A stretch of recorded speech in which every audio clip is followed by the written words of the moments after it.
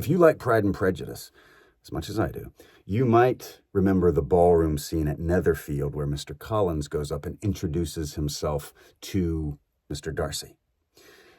Imagine that we're down south. Everyone has a southern accent. This is how it goes in the book. "I found out," he said, "by singular accident that there's now in the room a near relation of my patroness." Mr. Collins is talking to Liz before he introduces himself. "I happened to overhear the gentleman himself mentioning to the young lady who does the honors of the house the names of his cousin, Miss de Bourgh, and of her mother, Lady Catherine. How wonderfully these sort of things occur. Who would have thought of my meeting with perhaps a nephew of Lady Catherine de Bourgh in his assembly?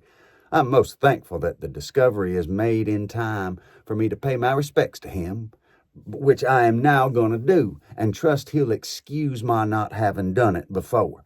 My total ignorance of the connection must plead my apology." "You're not going to introduce yourself to Mr. Darcy?" "Indeed I am. I shall entreat his pardon for not having done it earlier. I believe him to be Lady Catherine's nephew. It'll be in my power to assure him that her ladyship was quite well yesterday night." Elizabeth tried hard to dissuade him from such a scheme, assuring him that Mr. Darcy would consider his addressing him without introduction as an impertinent freedom rather than a compliment to his aunt, that it was not in the least necessary that there should be any notice on either side, and that if it were, it must belong to Mr. Darcy, the superior in consequence, to begin the acquaintance.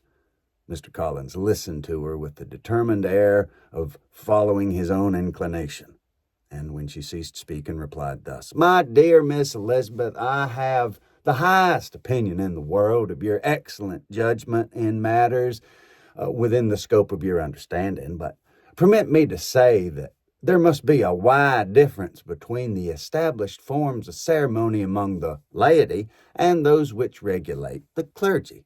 For give me leave to observe that I consider the clerical office as equal in point of dignity to the highest rank in the kingdom, provided that a proper humility of behavior is at the same time maintained. You must therefore allow me to follow the dictates of my conscience on this occasion, which leads me to perform what I look at as a point of duty. Pardon me for neglecting to profit by your advice, which on every other subject shall be my constant guide, though in the case before us I consider myself more fitted by education and habitual study to decide on what is right than a young lady like yourself." And with a bow he left her to attack Mr. Darcy.